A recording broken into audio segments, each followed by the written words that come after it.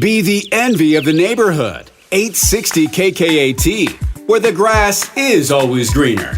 Welcome to Gardening Utah. Here's composter and show hoster, Jana Francis. Welcome to Gardening Utah. I'm your host, Jana Francis.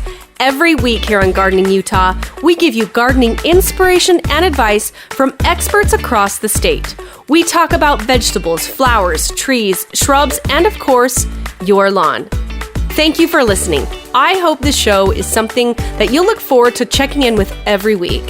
Whether you're a beginner or an expert, Gardening Utah aims to inspire you and keep you in the know of what tasks you should be accomplishing in your yard and meet amazing, informative experts along the way.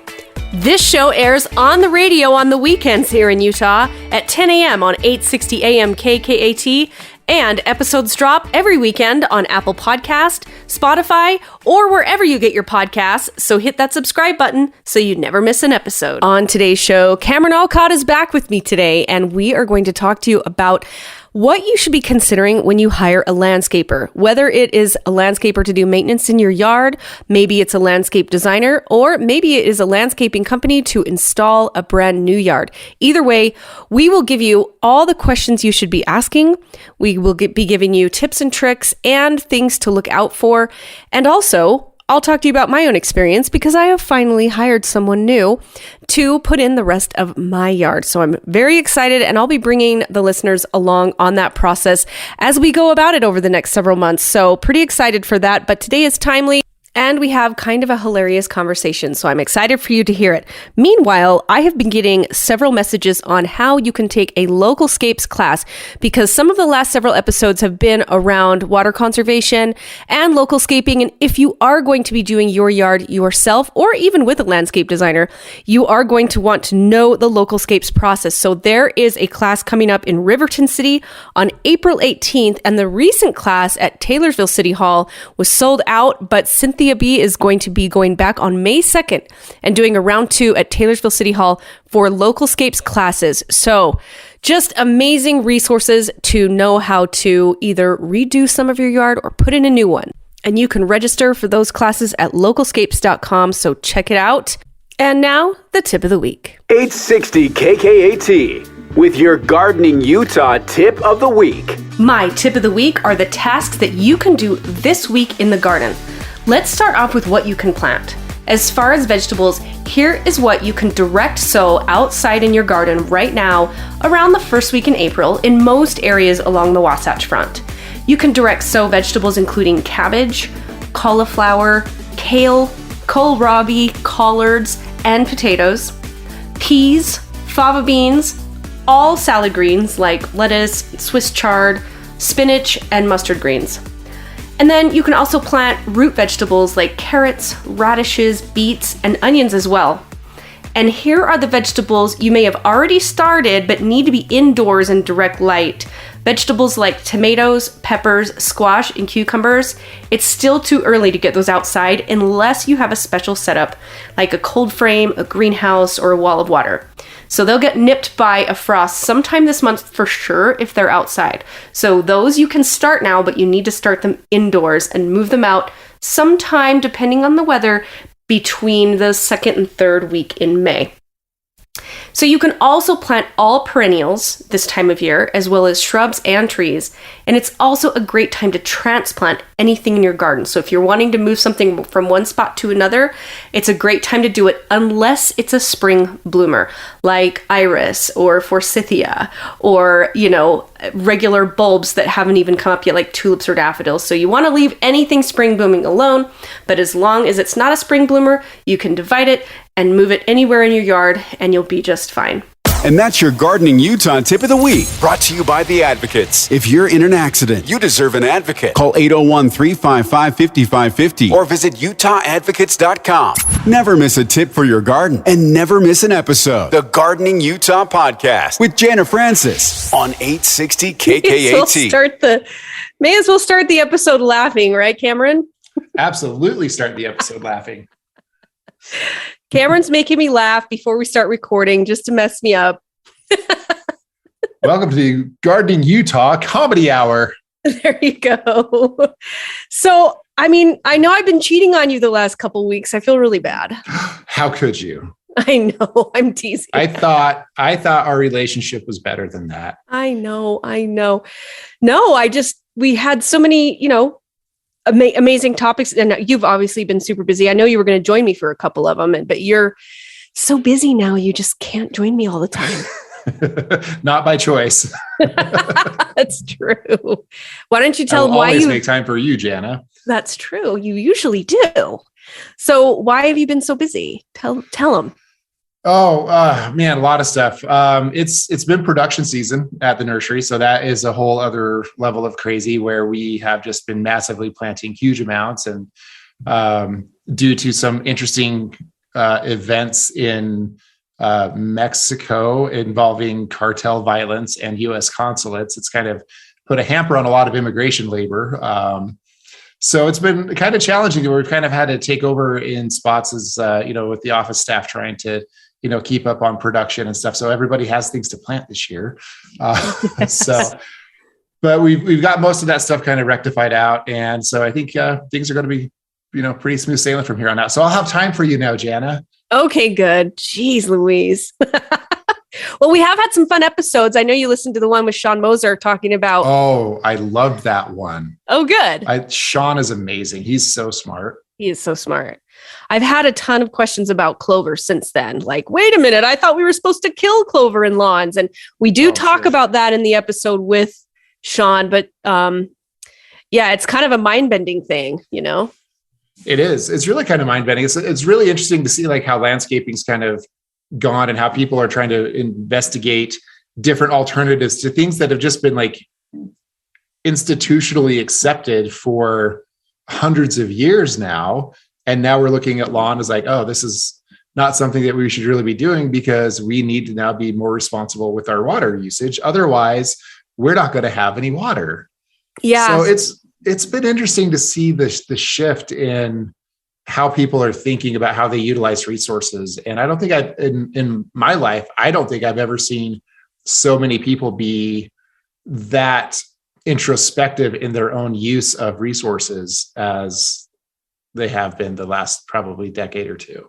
I totally agree. It's so refreshing too, because you feel like you're not fighting your own, a useless battle trying to educate and help people conserve. When there's participation and people are getting excited about it, that's what's fun. In fact, along those lines, I noticed a post this morning in our Utah Gardeners group that someone had said that Murray Park, like 2 weeks ago, they aerated the lawn, and I believe there's like 67 acres, if I'm correct, and that they overseeded with mini clover, and they had shown the progress already with the germination of the mini clover and how cool it looked on the grass. So I'm actually going to go check it out when I pick up my daughter from work tonight. I'm going to go and check out what the lawn at Murray Park looks like. I'm kind of excited. Oh, that's really interesting. Yeah, I know. I just, in my segment of the green industry, like I don't think much about lawns.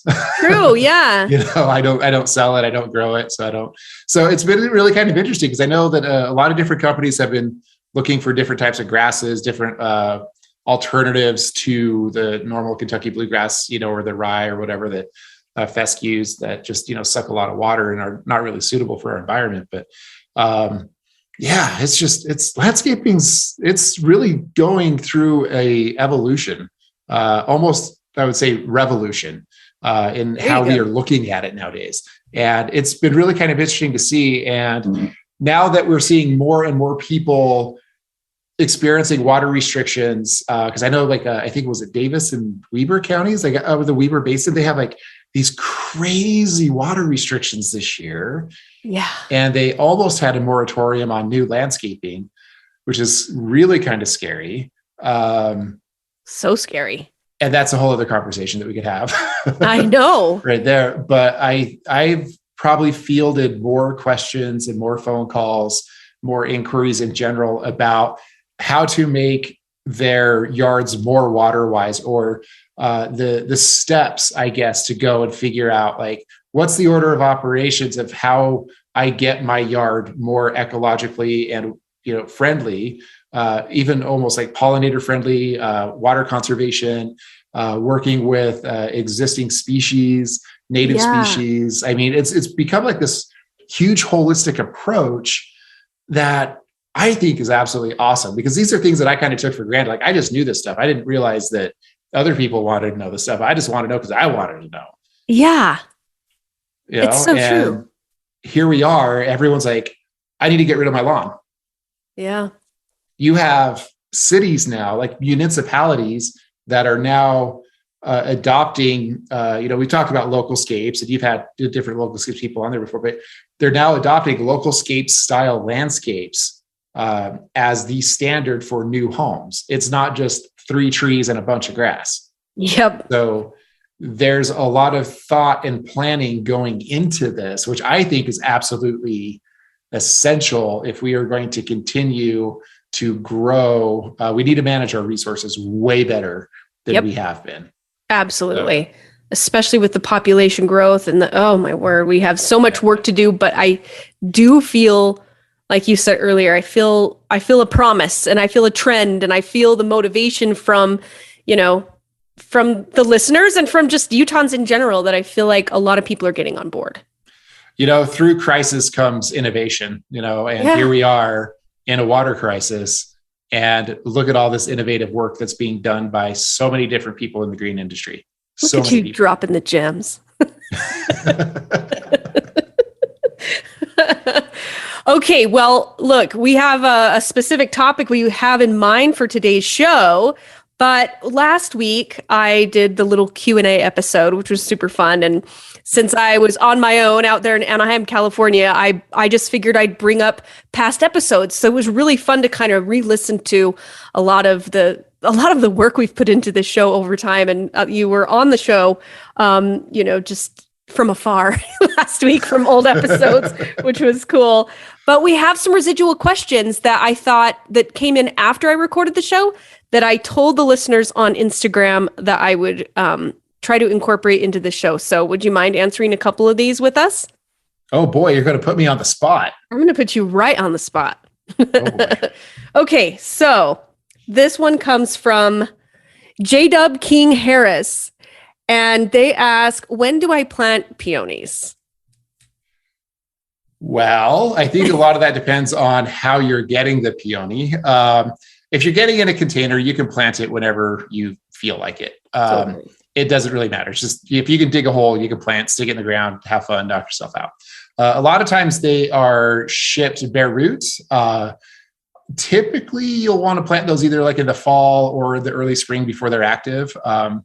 The one other little tidbit that I'll throw at you, if you want to divide your peonies, do that in the fall after they go dormant. And then that way you can divide them, move them around, and then you should still get blooms the following year unless you plant them too deep. But yeah, they're pretty easy. They're not too difficult. Yeah, so I guess it just depends on if it's in a container or not. But either way, whatever you have, if you have it, put it in now. Yep, shove it in the ground. Get it in there. Okay, so next question. This is from Peak_Sleep.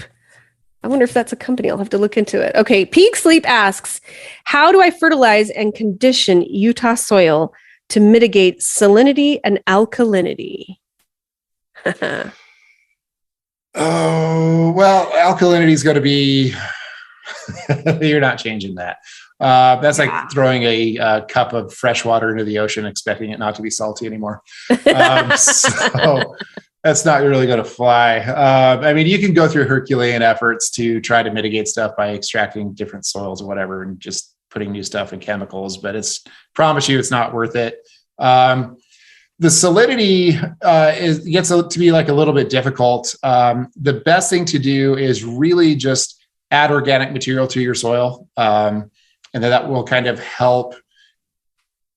Basically, it doesn't really like lower like the pH like a ton, but it'll make it like a little bit more manageable, get you better drainage.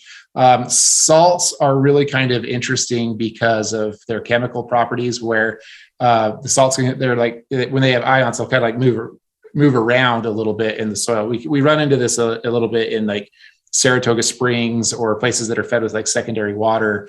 The best way to deal with salts in the soil is to water heavily and then back off. So it kind of leaches all the salts down away from the root zones of a lot of plants. If you're constantly like adding like a little bit of water at a time, the funny thing about salts is that they can move upward. What? Yeah, it's, I forget the exact chemistry of how it works. It's been a long time since I've had to like look at this, but basically salts will try to combine with water, which is, salt water. So it'll just, so it can move up. So the best way is just kind of water deeply. It'll help kind of leach all of the salts down, and it won't come back up because it'll be dry again. So then you water heavily again, it just continues to leach things down. And then with the organic matter, it just kind of breaks down over time, and it just becomes more porous, less compacted. And then you get a lot more free flowing of and leaching of materials. So it's not as difficult to deal with, so to speak. So got it. Interesting. That's your very scientific, non-scientific sounding answer, because I'm not a scientist. So. Well, and as always, we always recommend that people get their soil tested, correct? I would recommend it for sure, because that way you kind of know what you need to be adding to your soils. Typically we kind of find that Utah soils are high in like phosphorus and magnesium. And actually most of our soils are actually really nutritious for a lot of plants. I mean, the main thing that we usually are lacking, not everywhere, but in some places, is usually nitrogen. And that's usually going to be in your areas that have had less organic matter over the years. So if you're in a new development, you're not going to have very much nitrogen in your soil. Nitrogen is very volatile anyway. And sometimes the nitrogen tests for soil tests aren't all that accurate just because of how nitrogen just kind of like leaves. Yes. Because it's a very, volatile type of like element, I guess, so to speak. So it gets a little dicey in that respect, but so just, don't sweat it too much, get your soil tested, make sure that your main nutrients are good. Nitrogen's kind of a weird one to try to measure, and then just follow like your standard practices of how you would condition soil, add organic matter, mulch, do that type of stuff, and you'll be fine. Compost mulch. Yep. It's the answer to everything. Okay. Well, those are the two questions I didn't get to last week. So thank you for that. Oh, you're welcome. So what we want to talk about today is kind of what's going on with me right now, right? Yeah. Why don't we tell everybody what's going on with you? I mean, I guess with regard to my yard, at least. I know. I'm kind of chopping at the bit. Like we've kind of talked about this a little bit on the show a little bit, where you've wanted to do some things to your yard. I think, how long have we been doing this now? 3 years? Are we on our third year? We are definitely on our third year. This is insane. We met, it's been 3 years. Well, 3 years a month ago. So crazy. Oh my gosh. You didn't even remember? You didn't get me anything for our anniversary? I can't believe it. What? Wait, why is it my responsibility? You should have given me some plans. I'm a guy. I don't remember dates and stuff. Oh my gosh. Oh, we're silly. Okay. That's so funny. But yes, we have been talking about my stinking yard. Well, the half acre that's been unlandscaped for way too long. And the good news is I have finally found the landscaper. Now, he asked to remain unmentioned on the show. I don't think I've told you that, did I? No, you told me. Oh, I did. Okay. But the whole process of getting a contractor right now, tell me how that was, Jana. Yeah. So it only took to find a contractor. Oh my gosh. Well, it only took me 3 years. So let's just start there. And I've kind of been, I've found kind of two different ones through the last 3 years, and maybe a little bit of work got started, but then it, nothing happened.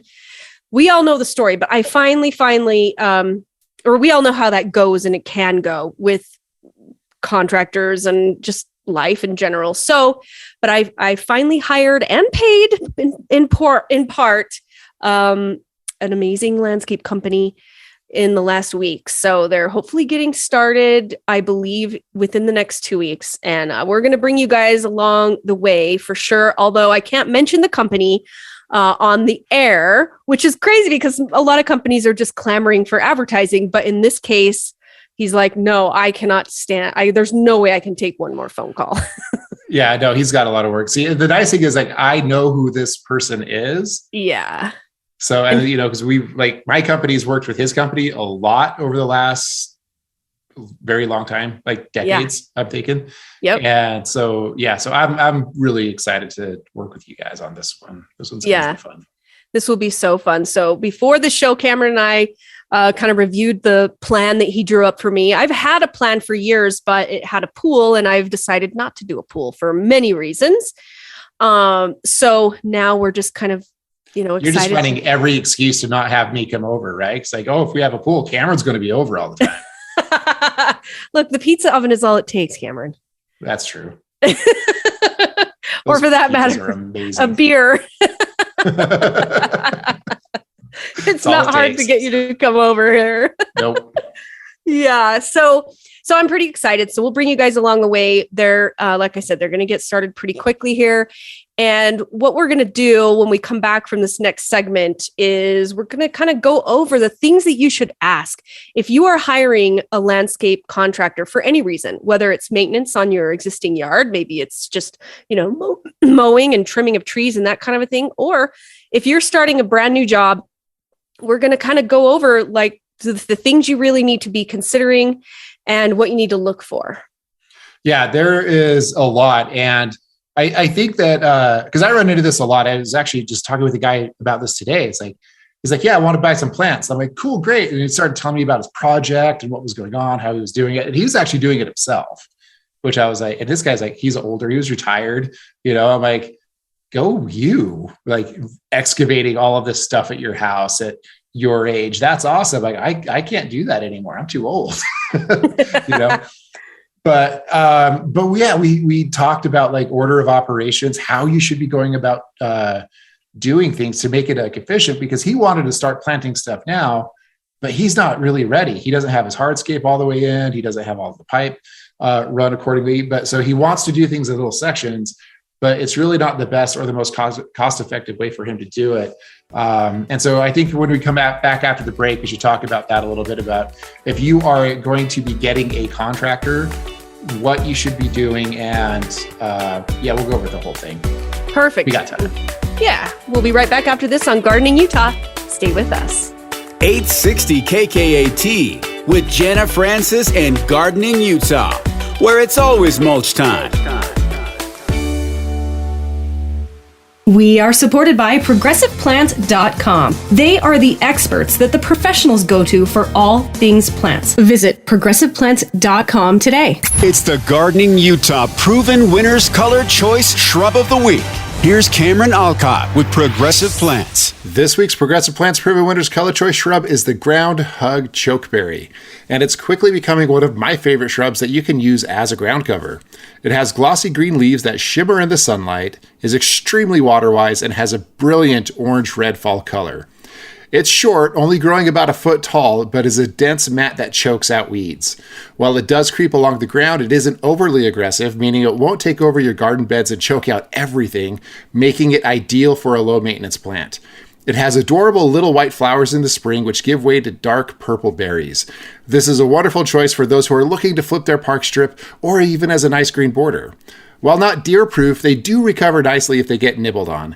Maybe the best part about this plant is that it grows in nearly all soil types and will tolerate poor quality water as well. If you are looking for easy peasy, this is the shrub for you.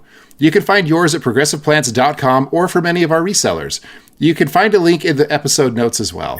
Look for the Proven Winners white containers at progressiveplants.com or at your local garden center. She really does have the nicest yard on the block. It's Gardening Utah with Jana Francis on 860 KKAT. Welcome back to Gardening Utah. I'm your host, Jana Francis, sitting here with Cameron Alcott with Progressive Plants, and we're just talking about landscaping and landscapers and how to pick the best one for you and the things you need to be considering. And Cameron, you think that there's one thing you should start with. What is it? Your budget. Aha. Ding, ding, ding. Seriously think about how much you can afford. Because I will guarantee you, landscaping costs a lot more than you think it does. Yes. Like a lot more. we're kind of finding that right now, especially during this crazy inflation rate. This has been a little nutty. Hearing people talk about like the pricing of pipe, like PVC pipe, because it's all petroleum based. And so now we know what the gas prices are doing. And so it gets to be pretty crazy. You've got labor shortages that we're dealing with, shipping, logistics, a lot of that type of stuff is adding some costs to things that weren't necessarily there before.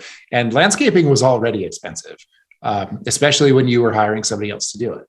So that's the very, very, very first thing is how much can you actually spend? Yeah. And I think that you tell the landscaper, maybe you have a little bit less than you do, because as we know, a lot of construction in any capacity doesn't always end on spec or on time and on budget, Yeah, there's always things that are going to come up. I mean, we're dealing with the ground, things that are underground that you cannot see. Once they start digging, you kind of run into issues. I mean, it's not that like every contractor's out there to try to take you for a ride. They really aren't. I work with them all the time. But there are a lot of contingencies that you just can't. And I know a lot of landscapers will just kind of absorb some things because they don't want to, upset their customer or anything like that. Also, they just kind of, deal with it and do it. But yeah, the other thing too is that I would say make sure that you jive with this person. Don't go based only off of budget or dollar amount. I can pretty much guarantee you if you go low bid, you are not going to be happy. I'll just put it this way. You're going to spend the money either way. You're going to either spend it with a low bid and then go with the frustration of paying to fix the mistakes that get made. Yeah. Or you could just do it right the first time and pay about the same amount of money and be a lot less stressed about it. It's really true. Yeah, it's really true. Make sure that they are licensed, make sure that they are bonded. That is a huge thing. I know there's a lot of people out there that just kind of run with a pickup truck and a shovel and say they're a landscaper. You have to be a little careful with that because if something goes wrong, you're liable for any damage that gets done. Cutting lines, water lines, electrical, all that type of stuff. That's all on you. It's so true. And so do you have to be very careful? Absolutely. And how important do you think an arborist license is if you're working with trees? I think it's huge. I think, training for arboriculture, I mean, that's massive. Yeah. I mean, you always want to have somebody who's trained in what they are doing. Yeah. That's, I mean, it's like going to the doctor, and just be like, do you have a medical license? Oh, no. Okay. That's all right. Yeah. Like, please, open heart surgery with no medical license. Yeah, that's no, not a good idea. Yeah, totally. Well, and you said something earlier that was really interesting to me when you said, make sure that you jive with this person. And when I finally said, okay, yes, let's roll with the person that I just chose, there was just 3 quick and simple questions that I asked because I knew this person's history. I had already gotten, and this is another good point, is referrals, right? Mm-hmm. Getting referrals. I mean, you were a big one because you already knew of this business. This business is very long standing and they have a ton of history in not just landscaping, but in specifically Utah. But so referrals are huge, but also, so I knew that all the background and the general requirements were there, but I wanted to know, like, I'm picky. So, I run a garden show. So I've learned a ton the last 3 years on different things. I'm really particular about a couple things. So here were the 3 questions that I was like, you're hired. One of them was, will you be using landscape fabric? Now that was a trick question because I would never let them use landscape fabric unless, of course, it was going to be underneath something that was never going to grow anything, like a water feature, which I will have, or a pathway or pathways. Yeah, exactly. So in that case, for sure, but never under anything where you're going to be growing. So I asked that question again, trick question, and he answered it absolutely perfectly. He's like, no, not unless you want to kill the soil. And I'm like, fantastic. So I'm thinking, all right, check on that one. And then the next thing I said was, okay, so look at all this dirt that I have. This is just crap dirt that was brought in when the subdivision was built. There's nothing here that, is necessarily good that so what I was hoping he wouldn't say was, well, we're just going to bring in some more topsoil, because bad idea. So I'm crossing my fingers, like, please say what I need you to say. So I was like, what would you suggest we do in order to prep this area for planting? And, what are we going to do to improve the soil? And he said, oh, well, just compost, just straight compost and mulch. And I was like, ding, ding, ding, ding. Okay, well, that passed the test too, So obviously we're going to be improving the soil with compost and mulch. That was amazing. And then what was the last thing? On the lawn, I said, okay, so what? And this particular question was before he drew up the landscape plan for me, which was, how are you? Because I'm really passionate about localscapes. I mean, if you're a listener of the show, that I believe in everything that we've been talking about with Cynthia B and Sean Moser and Mike Lawrence and everyone from the water conservation or the garden conservation park. But in general, just want to be as water wise as absolutely possible. And so the answer was, well, first of all, I don't think you need much lawn at all. I think we need to focus more on planting beds and large trees too. This reminded me of our episode with Lance Walheim when he talked about, planting trees to shade your property and, all the reasons that trees really help conserve. And so, I mean, this landscaper, he just nailed it on every single thing. And we just kept aligning so well. Like you said, we were just jiving like crazy. And then my final question was, okay, on the lawn, what are you thinking? He says, well, we're going to really put in our, and all these hardscapes first, but I'm going to be taking out more lawn that I'm putting in. And when we do, we're going to be mixing the actual grass with mini clover. And I'm thinking, okay, I was like, okay, done. You're right. Did you listen to the last episode we just had? Well, I actually even said that. He's like, I honestly hadn't even heard of your show until today. I'm like, that's okay. Funny. That's okay. I'll send you the episode. Anyway, so that's when I was like, okay, done.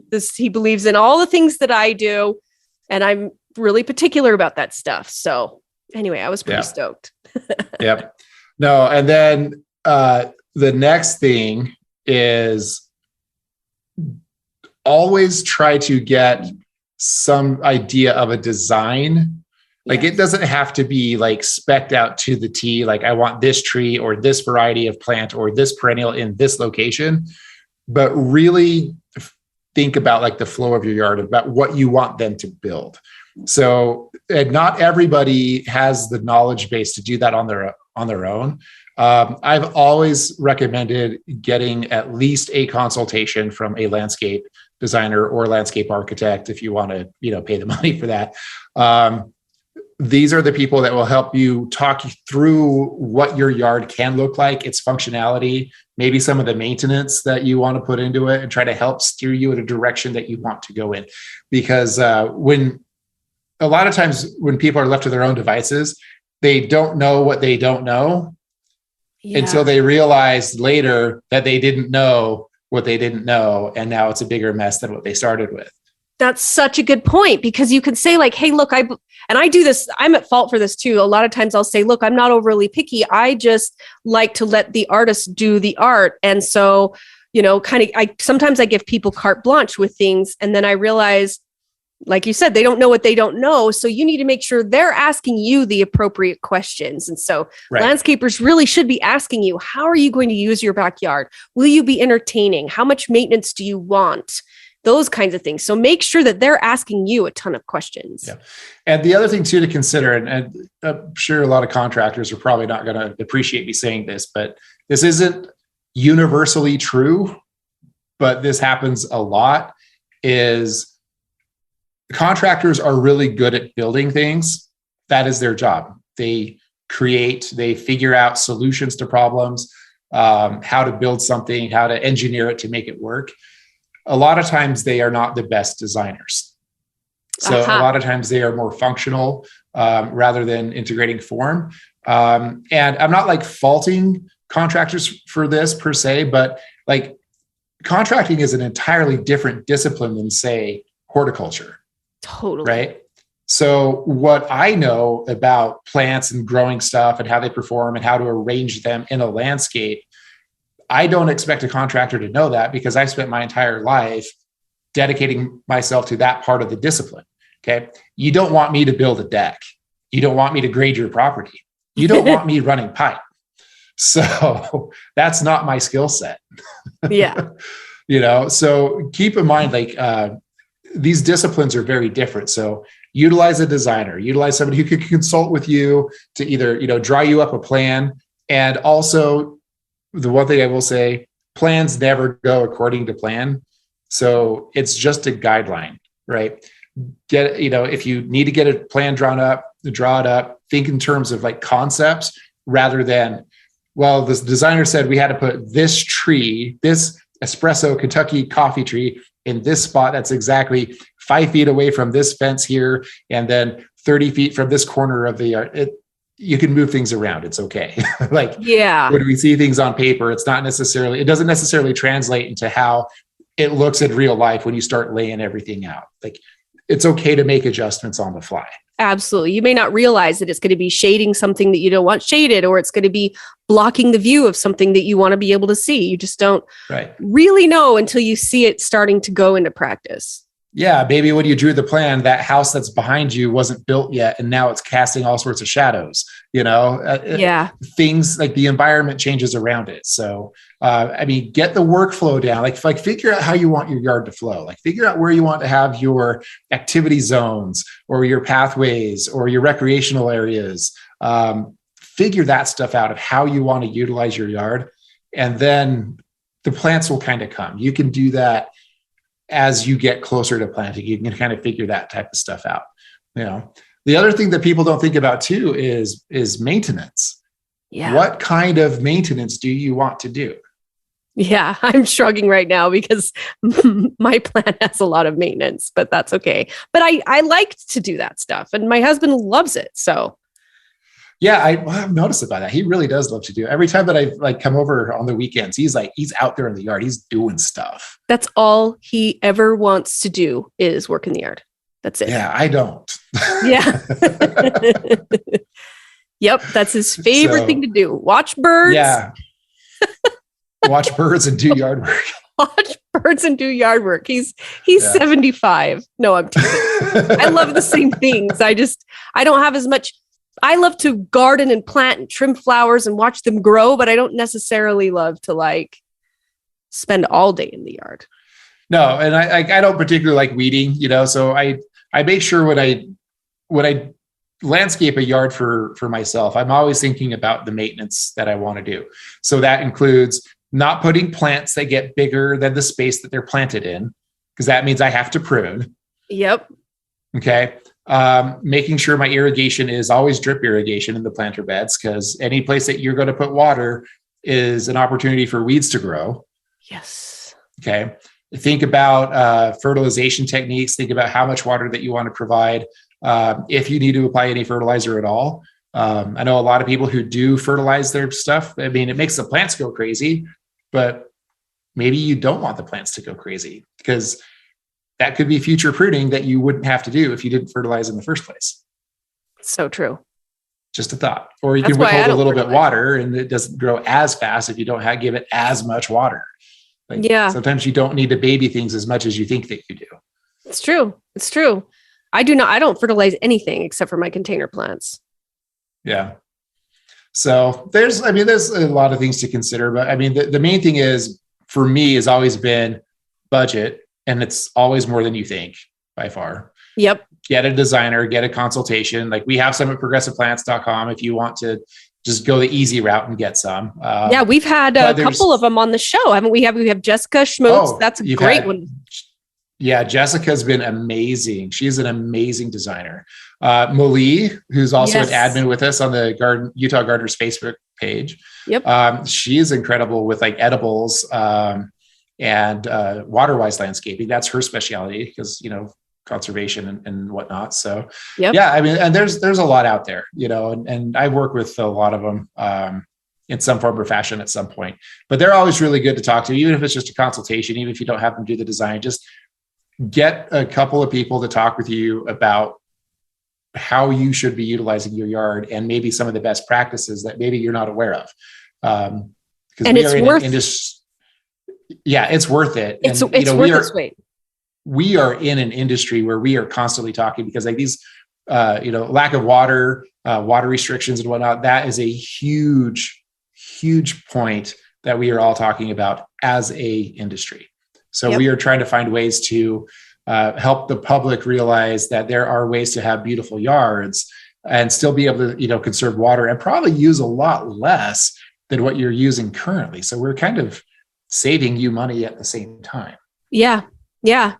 And one of my other thoughts along those lines is, I do feel like landscape designers are worth their weight in gold. And you can, if you're wanting to listen to the episodes that Malie was on and Jessica Schmutz, just kind of, I'll actually put it in the episode notes of this show.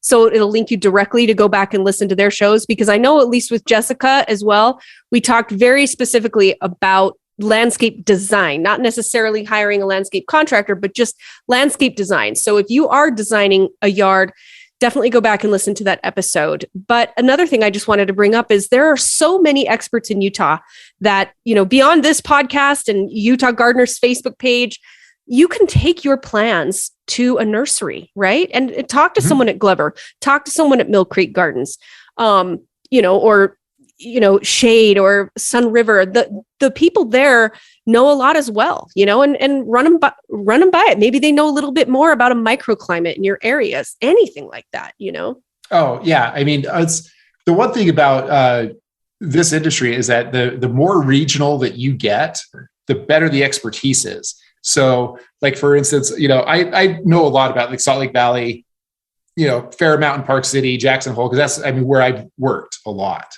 Right. But sometimes when I get down to places like Eagle Mountain or Saratoga Springs or Orem Provo, places like that, there are some things that I know, but maybe I'm not anywhere near as good as some of the people at Thrive or Shade, because, the residents down there are interfacing with those nurseries a lot more. So they learn a lot more about those areas faster than what I do. So that regional knowledge is really very key in order for you to be successful. So take advantage of it. And our industry is very egalitarian. Like, we want to help. Yes. We love to help people. We want people to be successful. Like, we get so passionate about the joy that we get out of gardening. We want you to share in that same joy. Yep. And that's so universal across the board of everybody that I've ever met with. Yeah. It's so true. It's so true. So to circle back with the main tips for just hiring a landscaper in general, I think we, obviously talked about getting a budget, understanding if they're bonded and insured, what kind of specialists they have on staff, how long they've been doing these types of projects, how long they've been in business. Those are huge. Another question I think to ask is, making sure that you get a copy of the plans. Maybe you already worked with a landscape designer and you already have it. But make sure you get a copy no matter who does it. And then asking the question, will you be the one to complete my project? Are you going to be managing the completion of this project? And if not, who is? And then I would always ask for references, always. And then find out what kind of guarantee do they offer? Are they guaranteeing you, maybe it's a year warranty, a 3-year warranty? What kind of warranty is on the irrigation? What kind of warranty is on the plant material? Are you buying the plant material from Progressive Plants? Just teasing. I did the plug right there for you. There you go. I didn't even have to weasel one in there. I know. I'm so smooth. No, I'm teasing. And then Are you just trying to get plants for your yard, Jana? Yes. Okay. I'm teasing. We'll make it all sorts of special. Well, that's what we should do here, like really quick. It's like, we should kind of walk around and talk about like what you want to do and stuff. Because we've got some really cool plants this year, and there's not that many plants either, because trees are a shortage. We've kind of talked about that before. Yes. So if you're going to get stuff, get it now. Let's do that after this. I'm serious. Okay. Let's like literally, and you're going to set them aside for me in the Jana pile. Yes. A Progressive. I love it. The Jana pile. Okay, so with 42 seconds left, the last thing that I think is important to bring up is making sure that you get a contract, because when they're asking for payment, and I know some of them will ask for payment in advance, I've actually already paid for a portion of mine. but they are going to need to ask for payment because they need to start to order supplies, right? But make sure that you get a contract that shows exactly what you've paid for, and to what date, and really talk about the end of the project. And what are your expected end date? Anyway, do you have anything else to add before we're done? Nope, you got it. Okay. I think we're good. All right. Well, thanks for listening to this week's episode of Gardening Utah. Cameron, maybe we will be back next week. Who knows? When you're ready to grow big or go home, make your neighbors green with envy. Get the Gardening in Utah podcast, Gardening Utah, available wherever you get your podcasts and at 860kkat.com/garden. We are supported by ProgressivePlant.com. They are the experts that the professionals go to for all things plants. Progressive Plants has over 1 million plants at their 100-acre nursery up in Copperton. And you can shop those plants from right at home at ProgressivePlants.com. They are your neighbor's next door and experts at helping you choose the perfect and unique plants that will thrive in your location. Progressive Plants is passionate about helping homeowners, expert gardeners, novices alike choose the correct plant for your soil. They don't just grow plants, they know plants. Let Progressive Plants help you today. Just go to ProgressivePlants.com and check out their wide selection. You can also go to the Design tab and look at the expert designers that they have that can help you plan your perfect yard. Visit ProgressivePlants.com today. Have gifts delivered right to your door. Be inspired by Steals.com, where you can discover thousands of special items, all at amazing prices. At Steals.com, women are having fun discovering something new every day. It's a must-have for busy moms. Download the mobile app and make it easy to shop on the go. Now it's your turn. Discover new selections and unbeatable prices. Shop Steals.com and start saving today. Steals.com, Steals.com.